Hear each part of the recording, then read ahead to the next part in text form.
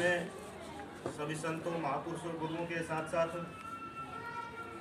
परम पूज्य बाबा साहब अम्बेडकर को श्रद्धासुमन अर्पित करते हुए आज के इस मीटिंग के चीफ गेस्ट आदरणीय लेक्चरर साहब और दूर दराज से आए मेरे साथियों, सभी को मेरी तरफ से जय भीम, जय भारत, नमो बुद्धाय।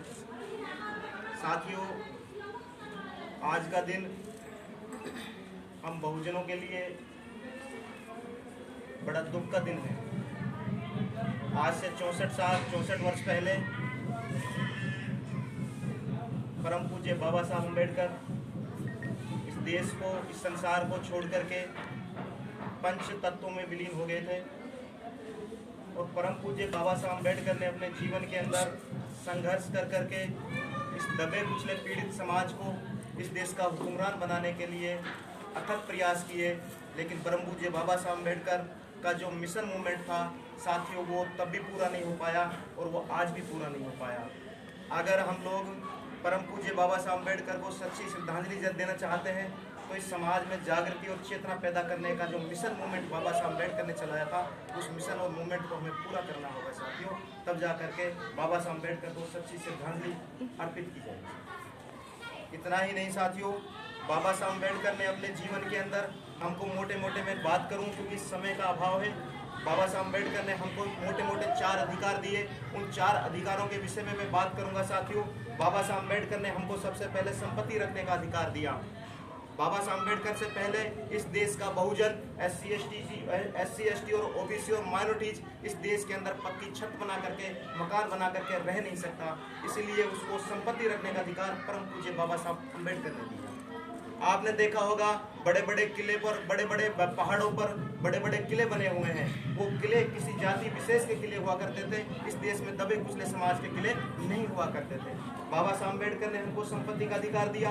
बाबा साहब अम्बेडकर ने दूसरा अधिकार हमको दिया तो वो शिक्षा का अधिकार दिया साथियों। इस देश में SC ST और OBC के लोग पढ़ लिख नहीं सकते थे, वो अंगूठा छाप होते थे। आपको पता होगा कि इस देश के अंदर नालंदा, तक्षशिला जैसे विश्वविद्यालय हुआ करते थे। चीन, जापान, थाईलैंड, रूस से पढ़ने भारत में आया करते थे, लेकिन उस भारत के अंदर बाबा साहब अम्बेडकर जैसे विद्वान को भी पढ़ने नहीं दिया जा सकता। बाबा साहब ने संपत्ति का अधिकार दिया। हमारी लगभग 35 पीढ़ियां अंगूठा छाप निकली और बाबा साहब अम्बेडकर ने शिक्षा का जो अधिकार दिया, आज हमारा headmaster, constable, LDC, UDC, collector, collector, SP, DSP बन करके हमारे समाज का सुशोभित कर रहा है, पढ़ लिख करके इस समाज का नाम आगे बढ़ा रहा है। ये अगर शिक्षा का अधिकार मिला तो ये बाबा साहब अम्बेडकर के बलबूते पर मिला साथियों। परंतु आज की कुछ मनवादी ताकतें उस शिक्षा के अधिकार को खत्म करने के लिए तरह तरह के हथकंडे अपनाने का काम वो आज भी सुचारू रूप से कर रही है साथियों। बाबा साहब अम्बेडकर ने हमको तीसरा अधिकार हमको दिया तो वो वोट डालने का अधिकार दिया। आपको पता होगा साथियों, आज से 70 साल पहले इस देश के अंदर जो राजा पैदा होता था वो रानी के पेट से पैदा होता था। आज आपने देखा होगा, आज एक गरीब का लड़का सरपंच बन रहा है, गरीब का लड़का MP MLA बन रहा है, एक चाय बेचने वाला आदमी प्रधानमंत्री बन रहा है। अगर ये किसी की देन है तो बाबा साहब अम्बेडकर की देन है साथियों। जिस देश, आपको पता होगा, भारत गुलामों का गुलाम रहा, परंतु भारत में कभी महिला को अधिकार नहीं मिला।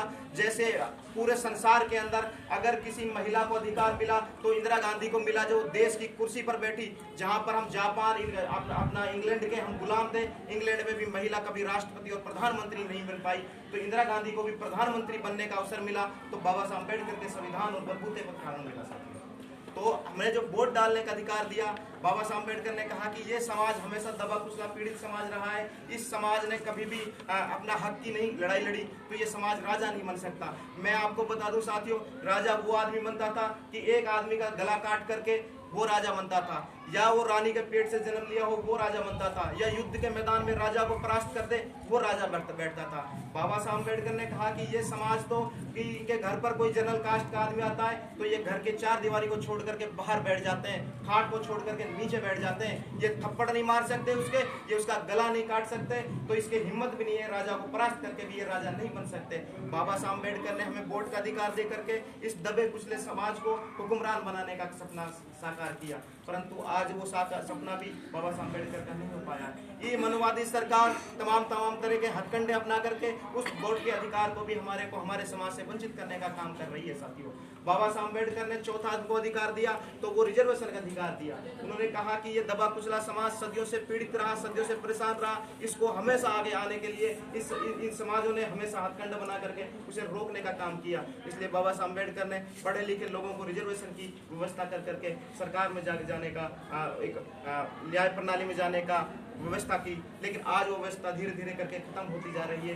परम पूज्य बाबा साहब अम्बेडकर का संविधान, हम बड़े गर्व से कहते हैं कि बाबा साहब अम्बेडकर के संविधान से देश चल रहा है, परंतु बाबा साहब अम्बेडकर के संविधान से देश साथियों नहीं चल रहा है। क्यों नहीं चल रहा है देश? क्योंकि हम जागरूक नहीं है। जो समाज जागरूक नहीं होता है उसको समाज हमेशा से उत्पीड़न सहन करता है। इसलिए मेरे साथियों, मैं आपसे अनुरोध करूंगा कि आप अपने समाज में जागरूकता चेतना पैदा करें, जिससे आने वाली पीढ़ी है जो गुलाम पैदा ना हो, आने वाली पीढ़ी है जो वो अपने हक अधिकार की लड़ाई को लड़े। साथियों, अंधविश्वास, पाखंड, डेरावाद, भ्रष्टाचार, शोषण, जातिवाद से मुक्ति पाना है तो बाबा साहब अम्बेडकर के रास्ते पर चलना है, तथागत गौतम बुद्ध के रास्ते पर चलना है। साथियों, अगर हमें अपनी उच्च शिक्षा पानी है, इस देश में सम्मान से रहना है तो बाबा साहब अम्बेडकर का रास्ता अपनाना पड़ेगा, बुद्ध का रास्ता अपनाना पड़ेगा, माननीय साहब काशीराम की बात पर हमें चलना पड़ेगा। इसी इन बातों के साथ में मैं अपनी वाणी को विराम देता हूँ एक चंद लाइन कह करके कि एक टहनी एक दिन पतवार बनती है, एक टहनी एक दिन पतवार बनती है, एक चिंगारी धधक कर आग बनती है,